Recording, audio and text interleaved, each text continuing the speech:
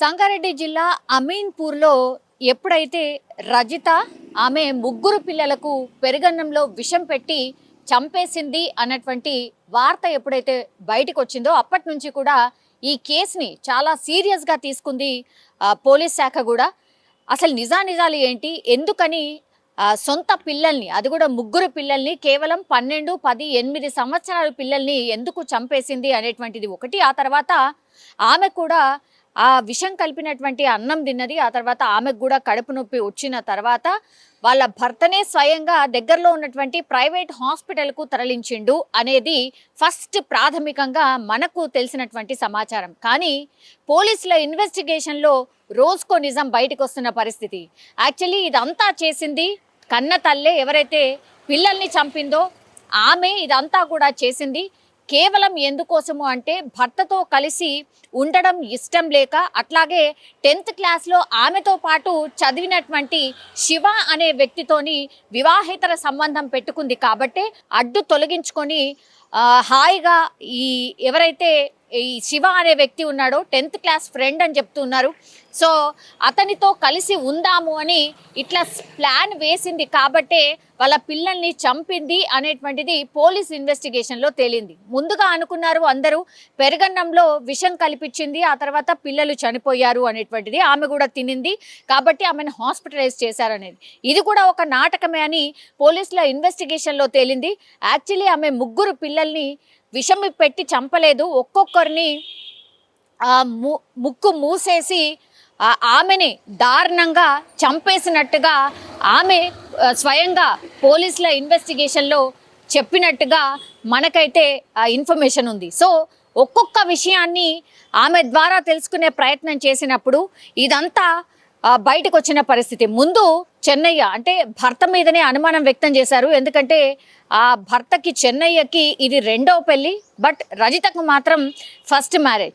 So పెళ్లి చేసే కంటే ముందే రజిత తల్లిదండ్రులు ఈ చెన్నయ్య పేరు మీద ఉన్నటువంటి భూమిని కూడా మా పిల్ల పేరు మీదనే, అంటే రజిత పేరు మీదనే రాసియాలి, ఆ తర్వాతే మీకు మ్యారేజ్ చేస్తాము అనేటువంటిది.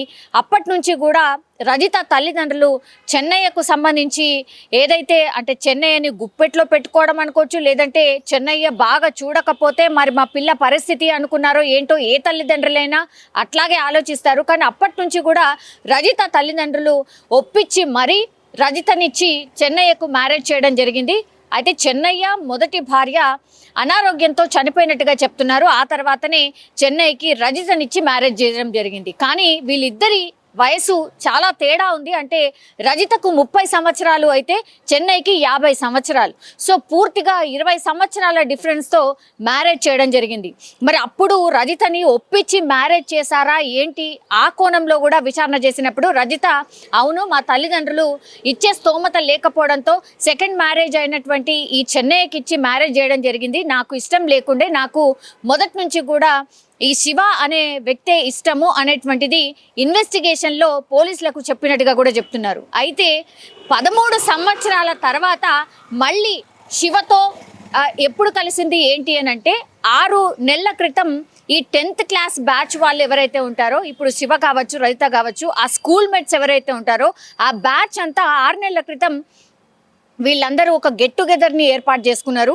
అప్పుడు మళ్ళీ శివతో కొంత ఎక్కువగా చనువుగా ఉండడం, అక్కడి నుంచి వాళ్ళు ఫోన్లు మాట్లాడుకోవడం కావచ్చు, వీడియో కాల్స్ తరచుగా అప్పుడప్పుడు కలిసినట్టుగా కూడా పోలీసుల ఇన్వెస్టిగేషన్లో తేలింది. సో పూర్తిగా వీళ్ళిద్దరూ డిసైడ్ చేసుకొని ఇంకా నేను ఉండలేను, నా భర్తతో పాటు నేను ఉండలేను, నాకు ఇష్టం లేని పెళ్లి చేశారు కాబట్టి నేను నీతో పాటు వచ్చేస్తాను అని శివకు చెప్పడం, ఆ తర్వాత పిల్లల్ని చంపడానికి అడ్డు తొలగించుకోవడానికి వీళ్ళిద్దరూ ప్లాన్ చేసినట్టుగా పోలీసుల ఇన్వెస్టిగేషన్లో తేలింది. గత 2-3 సార్లు కూడా ఈ పిల్లల్ని ఎలా వదిలించుకోవాలి అనే ప్లాన్స్ కూడా వేసినట్టుగా కూడా పోలీసుల ఇన్వెస్టిగేషన్లో రజిత ఒప్పుకున్నట్టుగా చెప్తున్నారు. అంటే పిల్లల్ని చంపాలనే ప్లాన్ దాదాపుగా 6 నెలల ముందు నుంచే రజితకు ఉన్నట్టుగా చెప్తున్నారు. సో ఏ మాత్రం కూడా ఇష్టం లేని పెళ్లి చేసినట్టుగా రజిత పోలీసుల ముందు చెప్పినట్టుగా కూడా ప్రస్తుతం అయితే మనకున్నటువంటి ఇన్ఫర్మేషన్. సో శివ అట్లాగే రజిత ప్లాన్ ప్రకారమే పిల్లల్ని అడ్డు తొలగించుకున్న తర్వాత చెన్నైని కూడా అట్లనే అడ్డు తొలగించుకోవాలి అనుకున్నారు. అందులో భాగంగా ప్లాన్ కూడా వేసిండ్రు. కానీ ప్లాన్ ఎక్కడో బెడిసి కొట్టింది. ఆ తర్వాత ఇప్పుడు 3 పిల్లలు అయితే చనిపోయినరు. కానీ ఇప్పుడు చెన్నయ్య ఆ రోజు రాత్రి నైట్ డ్యూటీ ఉంటుంది కాబట్టి ఆయన ఎస్కేప్ అయినట్టే అనుకోవచ్చు. మరి ఆయనని ఎట్లా చంపాలనుకున్నారు ఏంటి అనేది తెలియదు. ఎందుకంటే ఈ 3 పిల్లల్ని మాత్రం పెరగన్నంలో విషం కలిపి పెట్టారు అనుకున్నారు. కానీ కాదు, ఆమె గొంతు నులిమి అంటున్నారు. లేదంటే ఈ ముక్కు మూసేసి 3 పిల్లల్ని కూడా రాత్రిపూట చెన్నయ్య ఎప్పుడైతే రాత్రి డ్యూటీకి ఆయన వాటర్ ట్యాంకర్ డ్యూటీ చేస్తూ ఉంటాడు కాబట్టి ఆ వాటర్ ట్యాంకర్కి సంబంధించిన నైట్ డ్యూటీ ఉండింది చెన్నయ్యకి. ఆ రోజు ప్లాన్ ప్రకారం 3 పిల్లల్ని చంపేసింది. ఆ తర్వాత కడుపు నొప్పి అని నాటకం ఆడింది రజిత. అందులో భాగంగా హాస్పిటల్ అయితే జాయిన్ అయింది. కానీ ఈ ప్లాన్ అంతా కూడా కరెక్ట్గా ఇంప్లిమెంట్ చేద్దాము అని అనుకున్నారు. అందులో సక్సెస్ అయ్యాము కూడా అనుకున్నారు. పూర్తిగా చెన్నై మీద తోసేసి హ్యాపీగా ఇంకా మనం కలిసి ఉండొచ్చు అని శివ ఇంకా రజిత ప్లాన్ చేసినట్టుగా పోలీసుల ఇన్వెస్టిగేషన్ అయితే తేలిన పరిస్థితి. ఇప్పుడు ఇదంతా బయటపడ్డ తర్వాత మరి పోలీసులు వాళ్ళ స్టైల్లో ఇన్వెస్టిగేషన్ చేస్తారు అన్న మాట తెలీదా? పోస్ట్ మార్టం చేసినప్పుడు ఇవన్నీ నిజాలు బయటకు వస్తాయని తెలీదా? అట్లాగే ఇప్పుడు రజిత ప్రవర్తనలో కూడా చెన్నైని విచారణ చేసినప్పుడు, అంటే రజిత భర్తను విచారణ చేసినప్పుడు రజిత బిహేవియర్లో కూడా చాలా మార్పులు వచ్చాయి.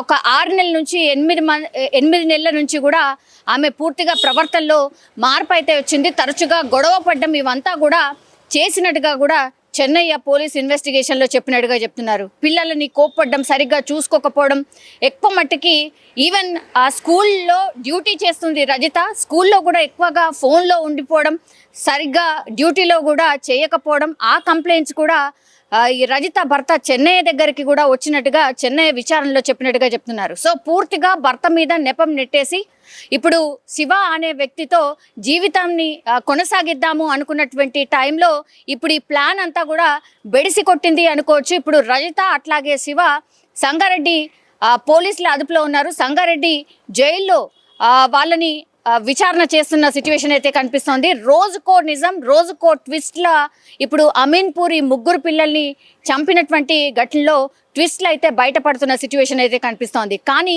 ఘోరాతి ఘోరం, అట్లాగే ఇంత దారుణంగా కన్న తల్లే 3 పిల్లల్ని చంపడం ఇప్పుడు ఇప్పుడు ఈ స్టోరీ తెలిసిన వాళ్ళు ఆర్ ఈ ఇన్సిడెంట్ తెలిసిన వాళ్ళు ఎవరైనా పూర్తిగా ఆమెను ఉరి తీయాల్సిందే, ఆమెను శిక్షించాల్సిందే, ఆమెను వదిలిపెట్టద్దు. ఇట్లా కూడా ఉంటారా? సమాజంలో అసలు ఏం జరుగుతోంది? ఇంత దారుణమైన సంఘటనలు ఎందుకు చేస్తున్నారు?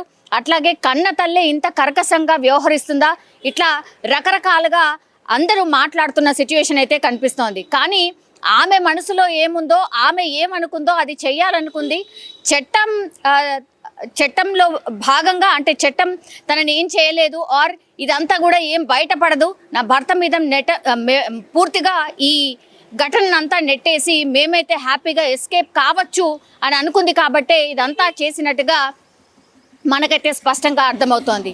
ఈ స్టోరీలో మరి ఇంకా ఏమైనా ట్విస్టులు ఉన్నాయా, ఇంకేమైనా జరిగి ఉండొచ్చా అని పోలీసులు అన్ని కోణాల్లో ఇన్వెస్టిగేషన్ చేస్తున్నారు.